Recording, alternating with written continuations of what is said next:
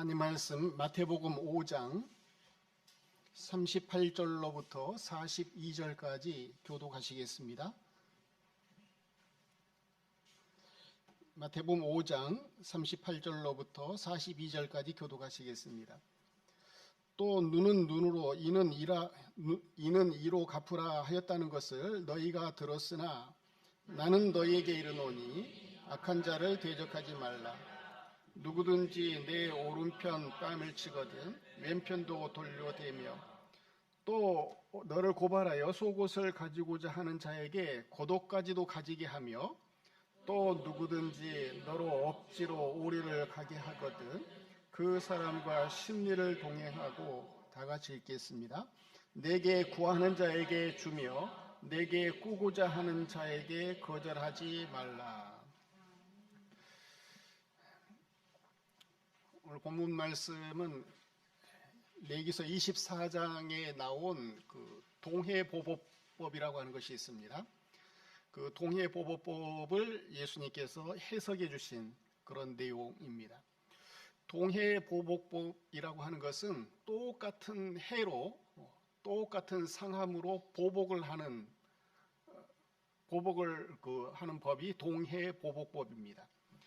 그래서 눈에는 눈, 이에는 이 이렇게 갚으라, 똑같이 보복을 하라라는 그런 법, 이게 동해보복법인데, 이 동해보복법은 지금 우리가 그 지배를 받고 있는 민사법, 형사법, 이 모든 민형사법의 근원이 되는 법이 이 동해보복법입니다. 그래서 가장 오래된 그 인류의 법 가운데 하나가 뭐냐면 이제 우르법전이라고 하는 것이 있습니다. 이 우르법전은 이제 수메르인들이 사용했던 그 법인데, 그것이 2000 BC, 예수님 주전 2100년 전부터 있었던 법이 이제 우르법입니다. 우르법전이 있고, 그 다음에 또 함무라비 법전, 또는 그 히타이트 법전이라고 하는 그 터키에서 사용했던, 터키 지방에서 이제 있었던 그 법이 있었습니다. 근데 이와 같은 법들은 모세 오경보다도 더 오래된 고대 근동의 법들이 이 동해 그 보복법으로 존재했습니다. 그런데 차이점이 있어요. 모세 오경에서 기록한 이 동해 보복법은 고대 근동에 있었던 동해 보복법과는 좀 다릅니다. 근데 가장 비슷한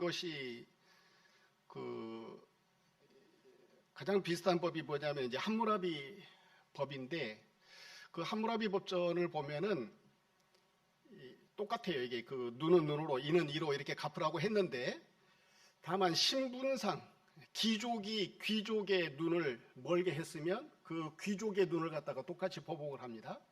그런데 귀족이 평민의 눈을 갖다가 이제 멀게 했으면 그 평민이 귀족의 눈을 멀게 할 수가 없고, 신분상 재산으로만 그렇게 보상을 하게 되는 겁니다.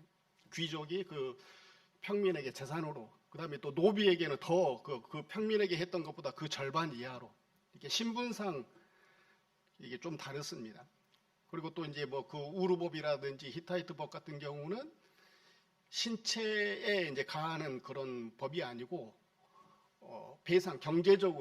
경제적으로 배상하게 하는 그런 법이 이런 고대 근동의 동해보복법이었는데, 모세 오경에 기록된 레위 24장에 기록된 이 동해보복법은 신분상의 차이가 없습니다. 동일해요. 귀한 사람이나 천한 사람이나 할 것 없이, 내국인이나 외국인이나 할 것 없이 똑같이 적용을 받습니다. 자, 이 동해보복법으로 말미암아서 사람들은 그 보복의 기준, 그 상한선, 그 이상을 넘어가지 않습니다. 그래서 동해보복법은 그 보복의 한계를 정한 겁니다. 그 이상은 못하게 만든 거죠. 사람이 한 대 맞으면 한 대 때리고 싶습니까? 10대 때리고 싶습니까? 10대 때리고 싶은 것이 사람이에요. 그래서 이 법이 없으면 질서가 잡히지 않겠죠. 그래서 이 동해보복법으로 말미암아서 질서를 잡는 것이 그 보복의 한계를 정한 것이죠. 자, 레위기서 24장을 보면은요, 한번 다 같이 읽어보도록 하겠습니다. 시작. 사람이 만일 그의 이웃에게 상해를 입혔으면 그가 행한 대로 그에게 행할 것이니 상처에는 상처로 눈에는 눈으로 이에는 이로 갚을지라.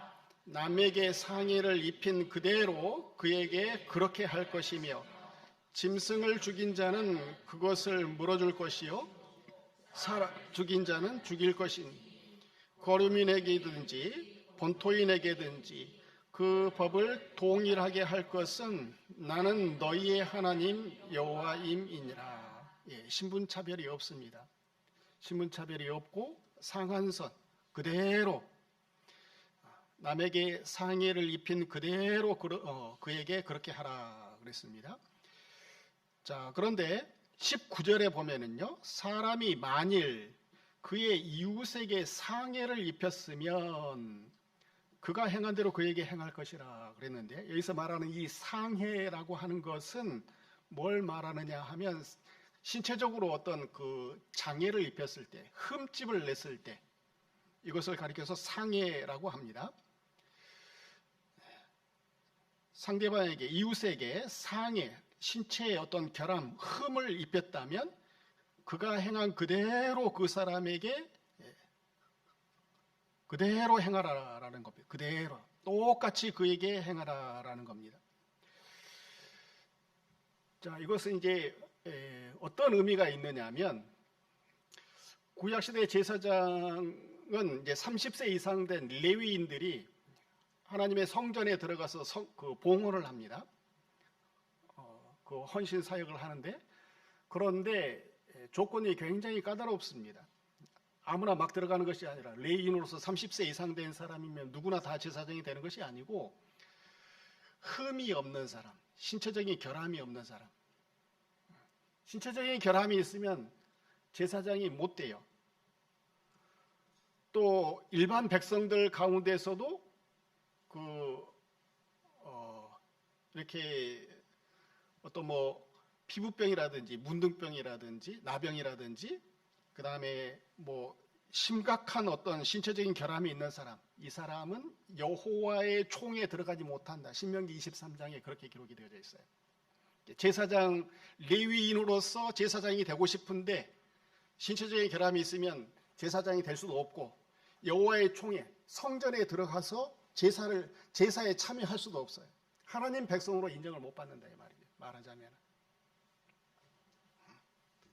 자, 이것은 하나님 백성으로서 이거는 저주의 삶이에요. 내가 성전에 못 들어간다. 성전에 들어가서 제사를 못 드린다. 속죄의 제사를 드리지 못하고 하나님 앞에 헌신을 드리지 못하는 사람으로 살아간다. 이것은 저주예요, 저주. 그래서 상대방에게 그 어떤 그 상처를 입히는 것, 이것은 아주 치명적인, 그 사람의 일생에 있어서 아주 치명적인 그런 그 저주를 주는 것과 똑같은 것입니다. 그래서 상대방에게 그 상해를 입힌 사람, 흠을 준 사람, 신체적인 결함을 주는 사람은 똑같이 그 사람에게 저주를 선포하는 거예요. 저주를 선포해서 하나님 앞에 못 나가게 해버리는 겁니다. 하나님 백성으로서 하나님 앞에 못 나간다. 이건 저주지요, 저주. 하나님으로부터 어떠한 은혜도 받을 수 없는 것. 죄사함도 받을 수가 없고 하나님이 주시는 모든 그 은혜를 받을 수 없는, 이거는 저주의 삶이죠. 그래서 동해보복법은 이웃에게 악을 행하는 사람들에 대한 하나님의 심판을 기록한 것이 동해보복법입니다. 자, 오늘 보면 38절에 보면은요, 눈은 눈으로 이는 이로 갚으라 하였다는 것을 너희가 들었으나, 이거 동해보복법이죠. 그 레위기서 24장에 기록된 동해보복법입니다. 39절 나는 너희에게 이르노니 악한 자를 대적하지 말라. 누구든지 내 오른뺨을 치거든 왼편도 돌려대라 그랬습니다. 자, 율법에 기록한 대로 예수님은 이 제자들에게 요구하지 않아요. 율법에 기록된 대로 제자들도 그와 같이 살아라 해버리면 눈은 눈으로 이는 이로 그렇게 갚아라, 동해보복하면서 살아라, 제자들한테 이렇게 가르쳐야 될 텐데 예수님은 그렇게 안 가르쳐요. 그렇게 들었으나 동해보복 너희가 잘 알고 들었지만 나는 너희에게 이르노니 악한 자를 대적하지 마라. 나에게 상처를 줬다 할지라도 그렇게 보복하지 말라는 것. 예수님은 악한 자를 대적하거나 응징하지 않았습니다. 동해보복하지 않으셨어요. 예수님이 만약 악한 자, 죄를 지은 자죠. 이웃에게 악을 행한 자, 나에게 어떤 치명적인 어떤 상처를 준 사람, 이런 사람, 예수님이 용서하지 않고 똑같이 그렇게 보복을 해버렸으면 그 사람이 하나님 앞에 나아가는 것을 막아버리는 거예요. 예수님은 그러면 안 되는 거예요. 그러니까 죄를 지었다 할지라도 예수님은 그 사람 하나님 앞에 나아가도록 하시는 메시아 사역을 하셔야 되는 겁니다. 그래서 이 율법대로 해버리면 한 사람도 하나님 앞에 나아갈 수가 없습니다. 하나님 앞에 나아갈 수 있는 사람 단 한 사람도 없어요. 율법대로 해버리면. 그래서 예수님은 우리가 받을 죄의 대가, 그 율법대로 해버리면 우리는 치명적인 어떤 상처를 받아서 그 죄대로 갚아버려가지고 갚음을 받아서 내가 지은 죄에 따라서 나를 갚아버리면 우리는 하나님 앞에 갈 수가 없는 거죠. 그래서 내가 받을 그 죄값, 그것을 예수님은 전부 다 대신 받으시고, 예수님이 대신 받으시고, 내가 그 상대방 눈 멀게 한 거, 이 부러뜨린 거, 예수님이 다 눈이 대신 멀어주시고, 이가 부러뜨려지시고, 죽임을 당해주시고, 예수님이 내가 당해야 할 모든 동해보복법을 당해주신, 저주를 당해주심으로 인해서 내가 하나님 앞에 나아갈 수가 있는 겁니다.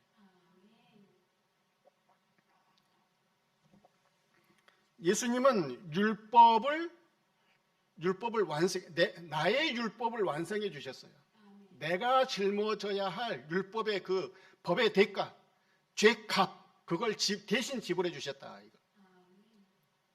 율법을 완성해 주셨다라는 겁니다. 그래서 내가 하나님 앞에 나아가는 데 있어서 걸림돌이 될 만한 것 하나도 없어요. 전에는 율법, 그게 걸림돌이었는데 그것 때문에 내가 하나님 앞에 나아갈 수가 없어요. 근데 예수님이 전부 다 제거해버렸기 때문에 내가 하나님 앞에 나아가는 데 있어서 제약받는 것은 그 어느 것도 없습니다. 예수님으로 말미암아서 된 거죠. 이사야서 53장 5절을 한번 읽어보도록 하겠습니다. 5절 시작. 그가 찔림은 우리의 허물 때문이요 그가 상함은 우리의 죄악 때문이라.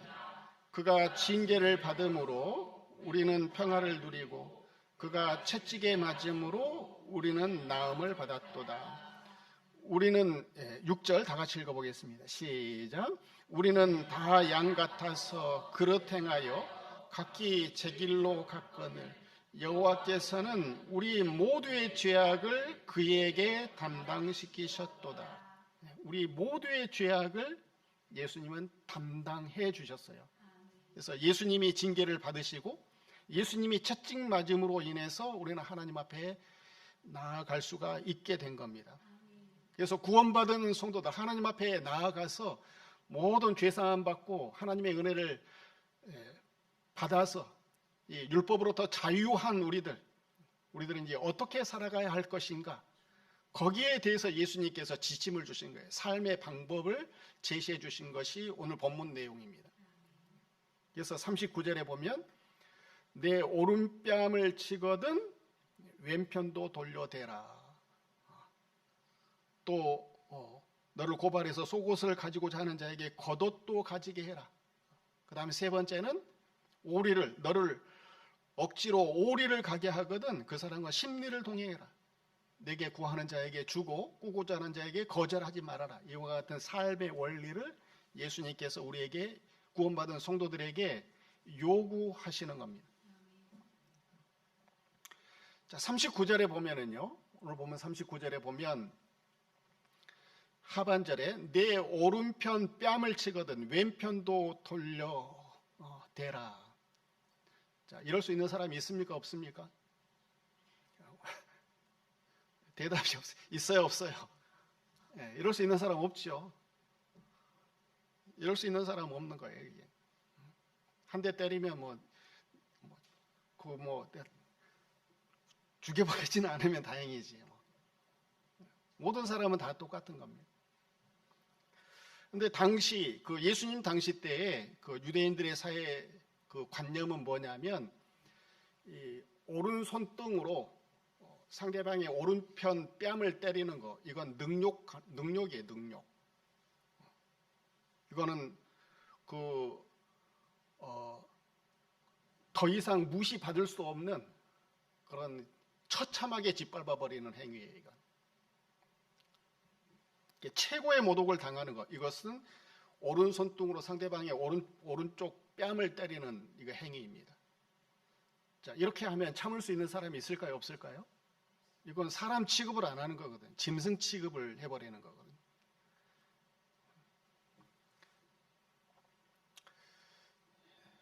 보복하는 것. 사람이 이 보복을 왜 하느냐?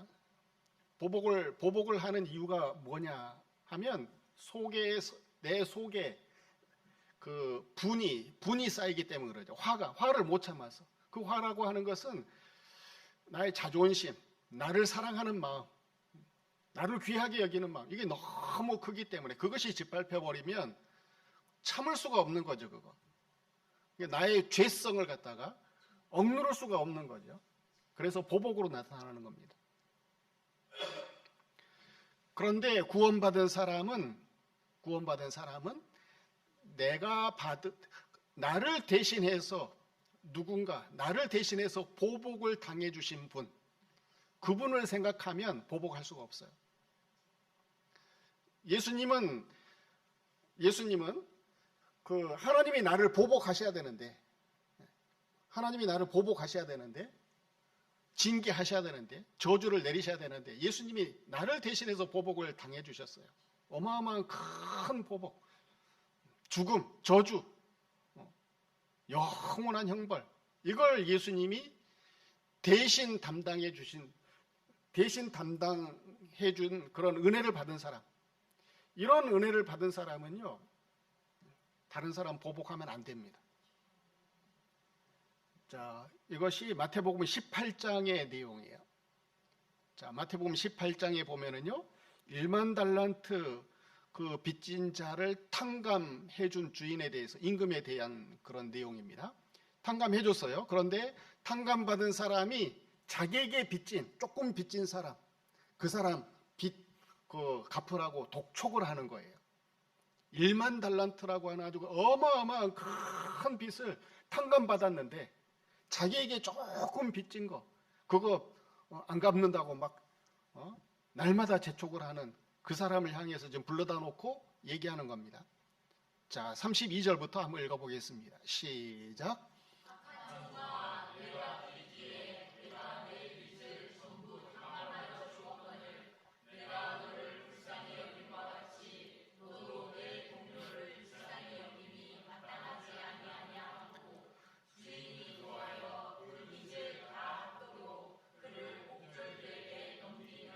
예, 내 빚 1만 달란트나 되는 빚을 전부 탕감받은 사람, 이 이 사람은 다른 사람 불쌍히 여기는 삶이 당연한 겁니다. 다른 사람도 그와 같이 탕감해 주라고, 불쌍히 여기라고, 사랑하면서 살라고 탕감해 준 거예요. 그런데 그렇게 하지 않으면 주인이 노하여 그 빚을 다 갚도록 그를 옥졸들에게 넘기니라.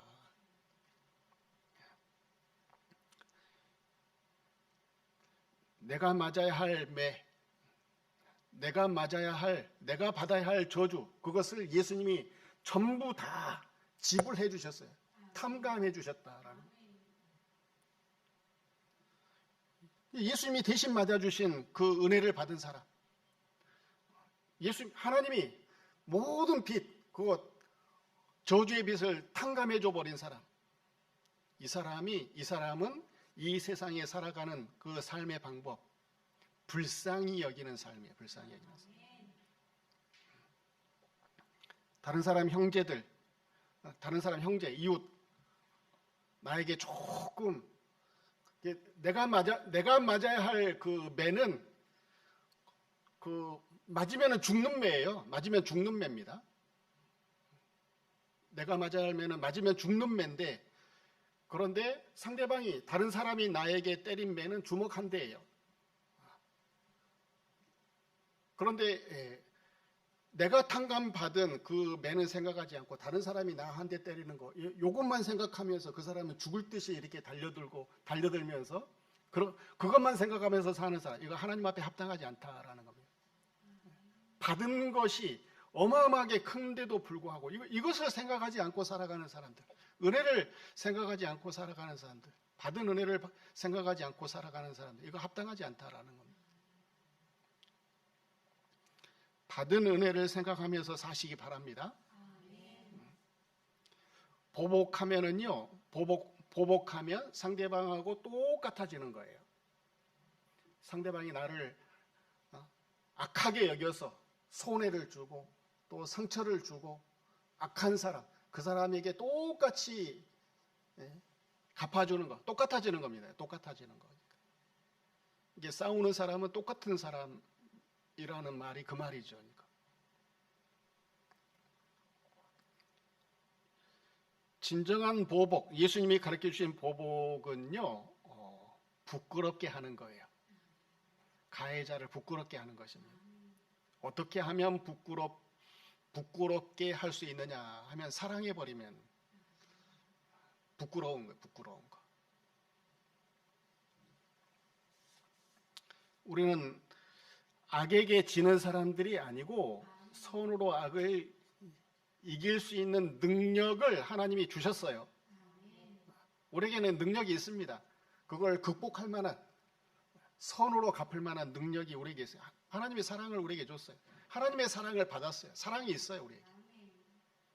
받은 사랑이 있는 사람은 다른 사람도 사랑할 수 있습니다.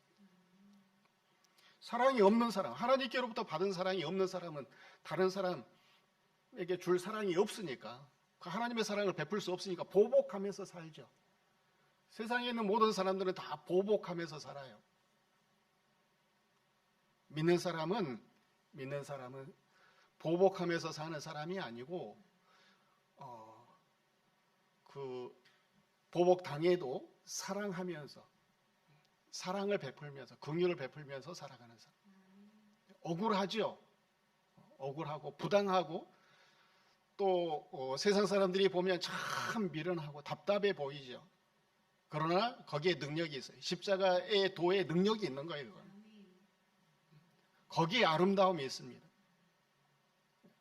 거기에 승리가 있어요. 자, 베드로전서 2장을 한번 보도록 하겠습니다. 19절 시작. 부당하게 고난을 받아도 하나님을 생각함으로 슬픔을 참으면 이는 아름다우나, 부당하게 고난을 받아도 하나님을 생각함으로 참는 것, 이게 아름다운 거예요. 부당하죠, 억울하죠, 애매하죠. 고난이 있는데 사람들은 이런 고난을 당하면 추하게 넘어갑니다. 보복을 하면서. 보복을 하는 건 추한 거예요, 그거. 똑같이 악해지는 것이니까. 그런데 참으면 보복을 하지 않으면 참 아름답다. 하나님을 생각함으로 하나님이 나에게 주신 그런 은혜, 나를 대신해서 나에게 면제시켜 주신 그 죄값, 맞아 죽을 그런 죄값, 그거 면제해 주셨습니다. 탕감해 주셨어요. 하나님을 생각함으로 참으면 이건 참 아름답게 넘어갑니다. 아름다움이 있는 우리 신가들교회 성도들이 되시기 바랍니다. 받은 것이 있는 사람은 아름답게 넘어갈 수 있습니다. 자, 예수님은 21절에 보니까요, 발자취를 본을 끼쳐서 그 자취를 따라오게 하셨다. 그래서 예수님 보면 그렇게 할 수 있어요. 왜 못하느냐? 예수님 안 보기 때문에, 나만 보기 때문에, 내가 당한 것만 생각하기 때문에 그렇게 못하는 거죠. 예수님은 본을 끼쳐서 그 자취를 따라오게 하셨습니다. 22절에 보니까 22절, 23절 어떻게 본을 끼쳐서 자취를 따라오게 하셨는지 22절, 23절 시작. 그 입에 거짓도 없으시며 욕을 당하시되 맞대어 욕하지 아니하시고 고난을 당하시되 위협하지 아니하시고 오직 공의로 심판하시는 이에게 부탁하시며, 이렇게 예수님의 발자취를 따라가시기 바랍니다. 이 사람은 아름다운 사람이에요. 그 다음에 두 번째 40절에 보면 너를 고발하여 속옷을 가지고자 하는 자에게 겉옷까지도 가지게 하라 그랬습니다. 자, 옷이라고 하는 것은 그 부끄러움을 가리는 것, 그 다음에 자기의 신분을 드러내는 것, 이것이 옷의 기능입니다. 또 몸을 보호하는 것, 이게 몸의 기능이죠. 자, 속옷이 있고 겉옷이 있습니다. 속옷이라고 하는 것은 그 수치를 가리는 기능을 하는 것이 속옷이죠. 속옷. 사람의 그 수치가 있는데, 사람을 수치스럽게 하는 것, 사람을 수치스럽게 하는 것이 있어요. 이게 뭐냐 하면 죄죠. 죄가 사람을 부끄럽게 합니다. 수치스럽게 하는 거예요. 그래서 사람들은 자기의 수치, 부끄럽게 하는 것, 자기를 부끄럽게 하는 것, 그걸 가리려고 합니다. 그것이 옷이에요. 옷. 수치를 가려주는 것이 옷이기 때문에 자기의 수치를 가리려고 하는 것, 이것이 옷이라는 거예요. 옷. 아담이 선악과를 따먹고 하나님이 금하신 이 법을 어겼어요. 선악과를 따먹고 맨 먼저 한 일이 있습니다. 그게 뭐였어요? 무화과 나무 잎으로 그 자기의 수치를 가리운 거예요. 옷을 만들어 입었습니다. 옷을 만든 이유, 수치를 가리우려고. 자, 그 전에는 벌거벗고 다녔는데도 자기의 수치, 벌거벗은 것으로 인해서 수치를 느꼈어요? 못 느꼈어요? 그 전에는 못 느꼈죠. 하나님이 너 벌거벗었다? 너 부끄럽지 않냐? 하나님이 정죄하지 않았어요. 문제 없었어요. 하나님이 거기에 대해서 뭐 아무런 그 이의를 제기하지 않으셨습니다. 문제가 없어요. 아무런 문제가 되지 않았습니다.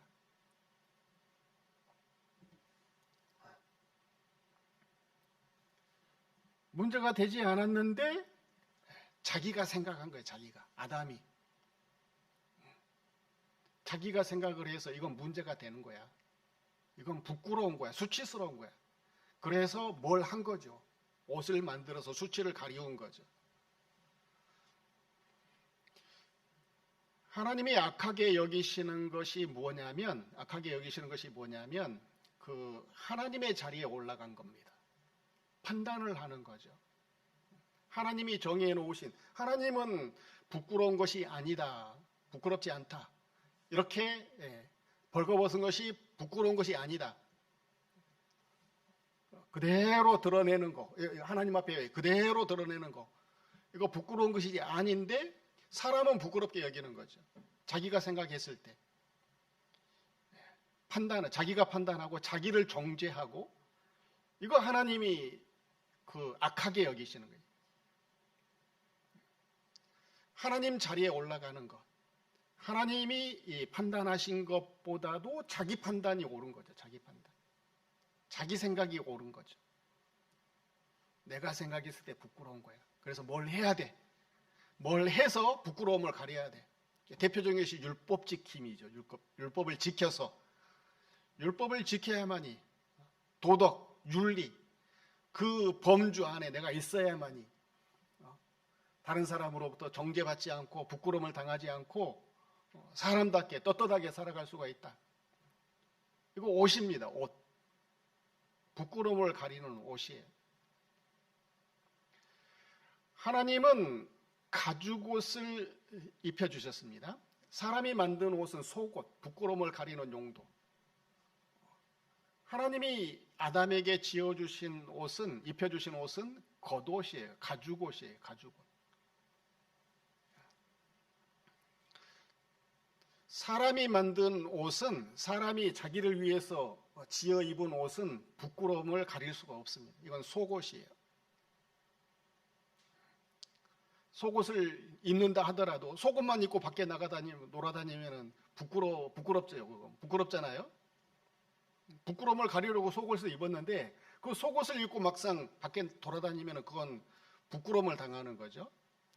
진짜 부끄러움을 가려주는 옷은 겉옷이지요. 겉옷. 겉옷이 중요하겠어요? 속옷이 중요하겠어요? 겉옷이 중요하죠. 겉옷이 중요한 겁니다. 하나님이 우리에게 입혀주신 옷은 겉옷이에요. 진짜 부끄러움을 가려주는 옷이죠.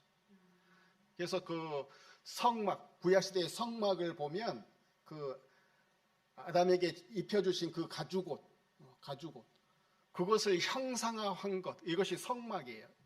성막을 가죽으로 덮어버리지 않습니까? 또 피를 흘리잖아요. 피를 뿌리고 죄 없는 짐승의 가죽으로 성막을 덮어버리는, 이거 아담에게 입혀준 가죽옷, 입혀주신 옷, 이것을 형상화한 것이 성막이고 성전이에요. 오늘날 말하자면 교회라 해요. 교회는 하나님 앞에 나아갈 때 벌거벗은 몸으로 나가는 거예요. 그런데 하나님 앞에 나아갈 때에 옷을 입고 가는 사람이 있어요. 자기가 만든 옷, 그거 입고 가는 사람이 있어요. 율법을 지켜서 나 정도면 괜찮지, 이렇게 해야만이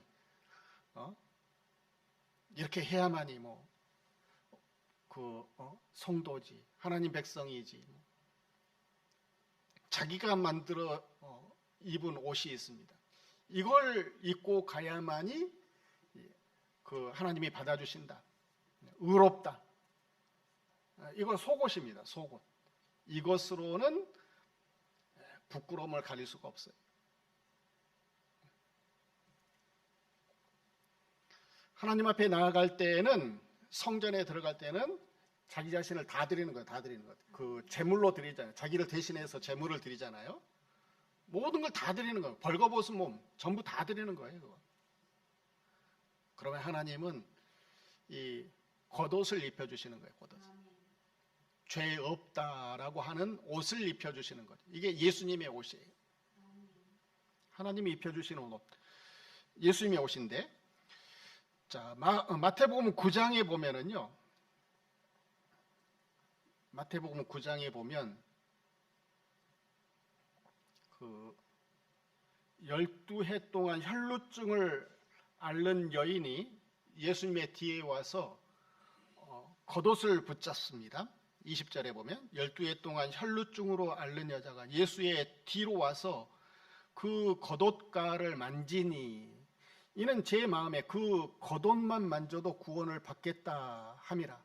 예수께서 돌이켜 그를 보시며 이르시되 따라 안심하라, 내 믿음이 너를 구원하였다 하시니 여자가 그 즉시 구원을 받으니라 그랬습니다. 겉옷, 예수님의 겉옷, 예수님이 입으신 옷, 예수님이 입으신 옷, 예수님의 옷, 이걸 만졌더니 여기에 닿았더니, 연합을 했더니 모든 문제가 해결돼 버렸습니다. 혈루증이라고 하는 것은 피가 계속해서 쏟아지는 병, 피가 안 멈추는 병, 땅에 쏟아져서 죽을 수밖에 없는 그 병이죠. 피라고 하는 것은 생명이잖아요, 생명. 모든 힘의 근원이 이게 피에서부터 나오는 건데, 생명이 없는 사람, 피가 계속 쏟아지는 사람이죠. 땅에 쏟아지는 사람, 죽을 수밖에 없는 사람. 이 사람이 예수님의 옷 이거 만졌더니, 예수님의 옷을 만졌더니 모든 그 죽음의 문제가 해결이 돼버린 거예요. 죽음의 문제가 해결돼 버린 이유, 예수님의 옷, 이거 외에는 다른 것이 없습니다. 예수님이 입으신 옷. 예수님이 입으신 옷은 뭘 가리키느냐 하면 진리를 가리키는 거예요, 진리를. 내가 입은 옷, 이거 속옷, 나의 의, 내가 만든 진리, 이건 속옷이고, 하나님이 나에게 입혀주신 옷, 겉옷, 예수님의 겉옷, 예수님의 옷은요, 진리예요, 진리. 진리와 하나가 돼버리면, 진리와 연합해버리면 이건 생명이 돼버리는 겁니다. 모든 죄 문제가 해결되고, 모든 저주가 해결되고, 또 하나님의 모든 것을 다 받을 수 있는 그런 사람이 돼버리는 거죠. 예수님의 옷에 참여해버리면, 연합을 해버리면. 혈루증 앓는 여인이 예수님의 옷, 진리와 이게 연결돼 버리니까, 진리와 연결되면 자기의 모든 문제가 전부 다 해결돼 버린 겁니다. 하나님의 판단, 이게 진리잖아요. 하나님의 생각, 여기에 연합되면서 사는 사람, 이것으로 말미암아서 살아가는 사람, 이 사람은 모든 부끄러움이 다 해결됩니다. 겉옷이, 하나님이 입혀주시는 겉옷이 중요한 거예요. 갈라디아서 3장에 보면은요, 자, 27절만 한번 읽어보도록 하겠습니다. 27절 시작. 누구든지 그리스도와 합하기 위하여 세례를 받은 자는 그리스도로 옷 입었느니라. 세례 받은 사람은 그리스도로 옷 입은 사람. 하나님이 이 그리스도의 옷을 우리에게 입혀주셨어요. 겉옷이에요, 겉옷. 하나님이 입혀주신 옷, 이게 겉옷입니다. 자기가 만든, 자기를 위해서, 자기 부끄러움을 가리기 위해서 만든 옷, 이게 속옷. 자, 로마서 13장에도 기록되어 있습니다. 14절 한번 읽어보겠습니다. 14절만 시작. 오직 주 예수 그리스도로 옷 입고 정욕을 위하여 육신의 일을 도모하지 말라. 예, 예수 그리스도의 옷, 하나님이 입혀주시는 옷이에요.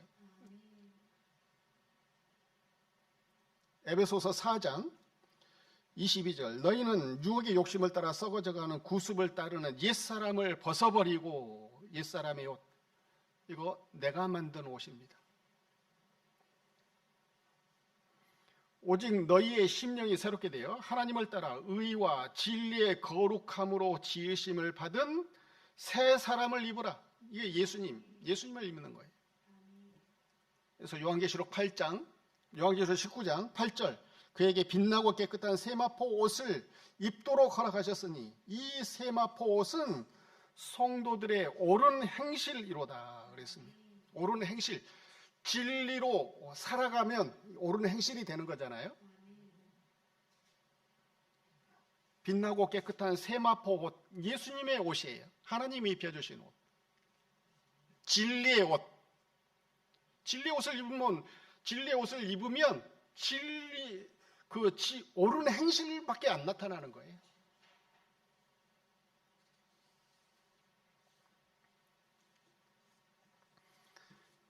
예수님의 옷을 입어야만이 진짜 수치, 하나님 앞에 가서도 전혀 부끄럽지 않는 진짜 수치를 가릴 수 있습니다.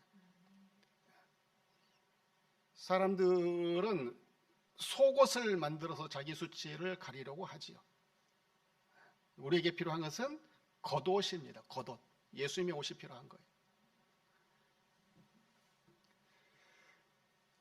그래서 복음의 진리를 제대로 깨닫는 사람, 이 사람이 예수님의 옷을 입는 겁니다.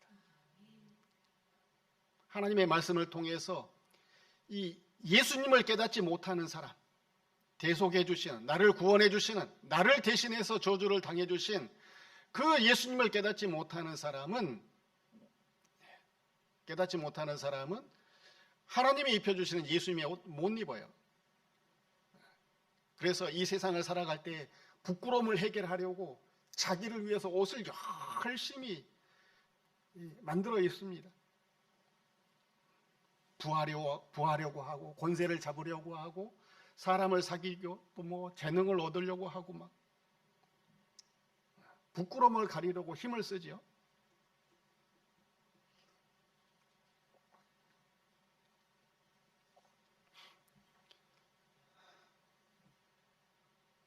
오늘 본문 40절에 속옷을 가지려고 하는 사람, 우리를 향해서 속옷을 구하는 사람. 사람들이 구하는 것은 속옷이에요, 속옷. 자기의 부끄러움을 가리려니까 옷이 필요하지. 옷이 필요하지. 돈이 필요하고, 권세가 필요하고, 어떤 인간관계가 필요하고. 우리에게 사람들은 속옷을 구해, 속옷. 속옷을 구하고자 하는 자에게 우리는 어떤 옷을 줘야 돼요? 겉옷 주라는 거예요, 겉옷. 겉옷을 주시기 바랍니다. 속옷으로는 부끄러움을 못 가리는 거예요. 영원한 수치, 영원한 정죄, 하나님이 인정해 주실 수 없는 그 영원한 수치, 속옷으로는 해결 못해요. 오직 예수님의 옷만이 해결되는 겁니다. 그래서 겉옷 주는 사람, 겉옷을 줄 수 있는 사람, 이것이 진짜 성도지요. 예수 믿는 사람이죠. 예수님의 옷을 입혀줄 수 있는 사람, 진리를 줄 수 있는 사람. 겉옷을 만지면 내가 입은 겉옷 다른 사람도 이렇게 입혀주는 거죠.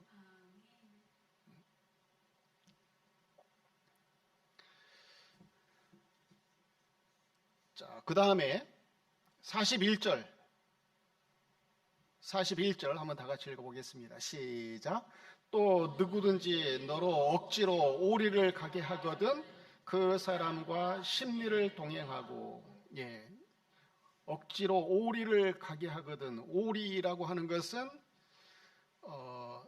그 언어 성경을 보면 이 1로마 마일이에요. 1로마 마일. 밀리온 hen이라고 하는 말인데, 미국 1마일 있잖아요. 1마일.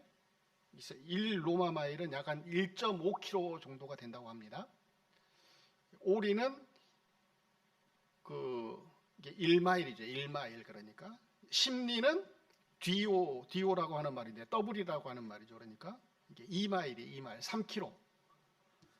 그래서 이것을 이제 우리나라 말로 번역할 때 오리, 심리 이렇게 기록을 했는데, 이건 이제 무슨 그 역사적인 사회적인 배경이 있었느냐면, 예수님 당시 때 그 로마 군인들은 그 민간인에게 짐을 강제로 지워서 이 1마일 가게 할 수 있었어요. 1마일. 1.5km 오리 가게 만들 수 있었다 이 말이에요. 억지로. 로마 군인들의 권한이죠. 그럼 이 사람은, 민간인은 로마 군인이 지목해서 너 이거 좀 들고 가 그래 버리면 할 수 없는 겁니다. 안 그러면 죽어요. 억지로 오리 가게 만든 거죠.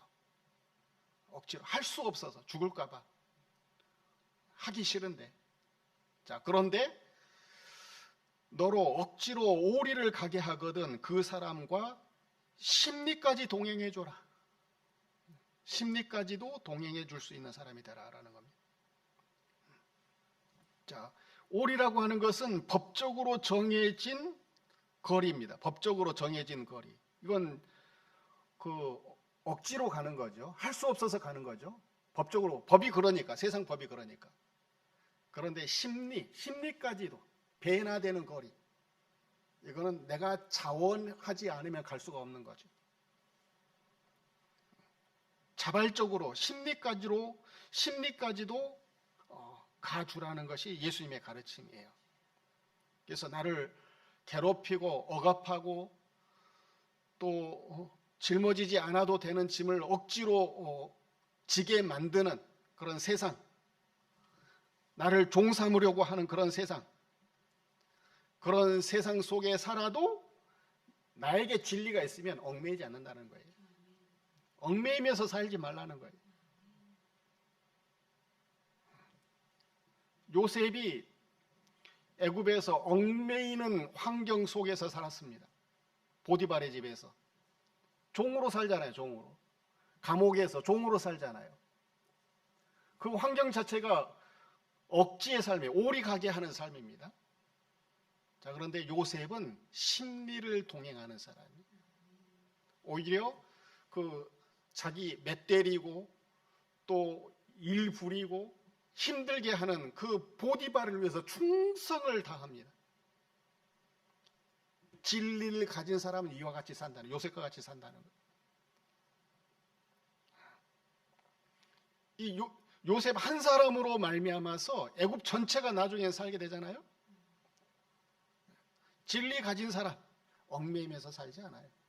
환경에 얽매이면서 살지 않습니다. 누구나가 다 있습니다. 전부 다. 오늘 상준이하고 채윤이는 방학이 다 끝났다고 완전히 숨이 풀이 다 죽었어요. 풀이 다 죽었어. 방학이 다 끝났다고.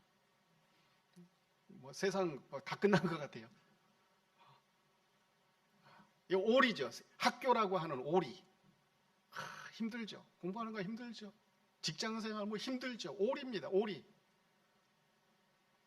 근데 진리 가진 사람은 심리까지도 갈 수 있어요. 드디어 계약을 한다. 드디어 진리가 없으니까 그래요. 상준이하고 진리가 없어서. 박 집사님 진리를 좀 주십시오.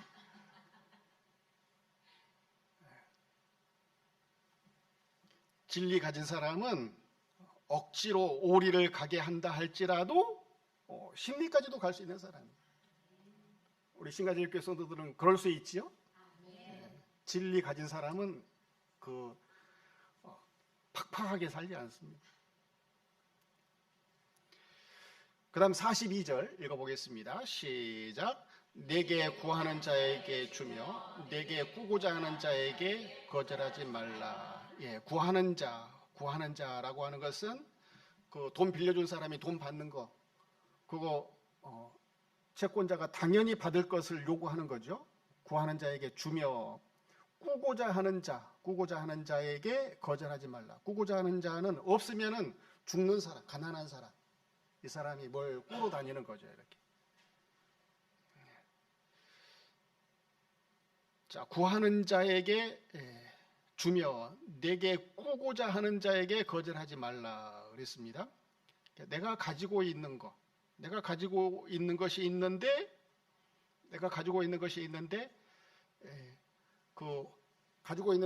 상대방이 다른 사람이 나에게 뭘 구하거나 꾸러 오는 거 나한테는 가지고 있어요.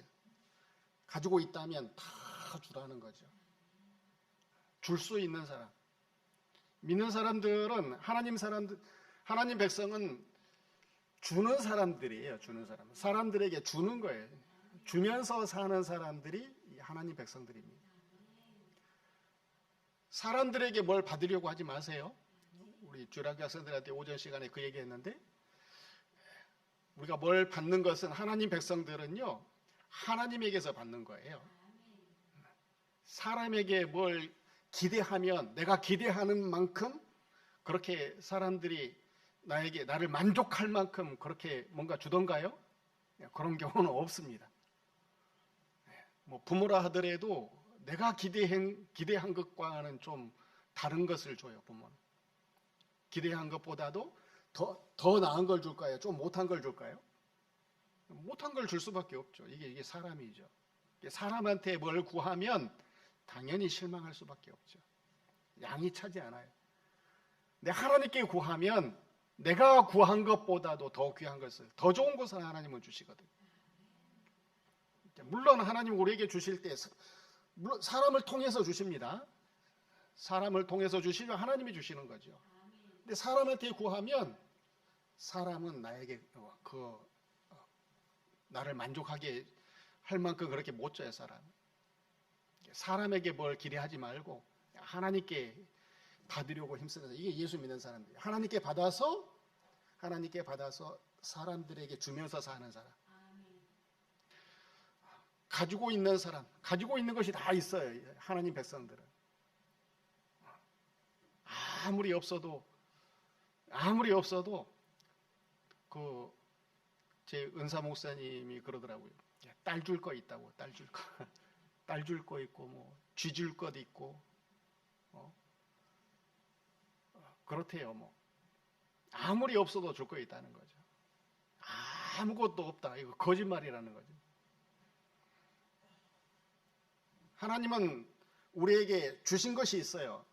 하나님이 우리에게 주신 것이 있어요. 그것은 주면서 사라고. 나에게 구하는 자에게, 나에게 꾸러오는 사람에게 주면서, 베풀면서 하나님은 살게 하셨습니다. 가장 귀한 것은 뭐냐? 진리죠, 진리. 어떻게 하면 사냐? 이거 어떻게 해결해야 되느냐? 진리대로 주는 거죠, 이렇게. 사는 길, 생명을 주는 거죠. 그래서 내가 가진 모든 하나님께로부터 받은 것, 뭐 육적인 것이든 영적인 것이든 할 것 없이 다 주면서 사는 사람, 이것이 예수 믿는 사람들입니다. 샘물을 아무리 퍼버려도 샘물을 푸고 퍼버려도 샘이 가난해지던가요? 우리 예수 믿는 사람들은 샘과 같은 사람들입니다. 아무리 줘도 가난해지지 않습니다. 하나님이 충만하게 주면 줄수록 하나님이 더 채워주신단 말이죠. 그래서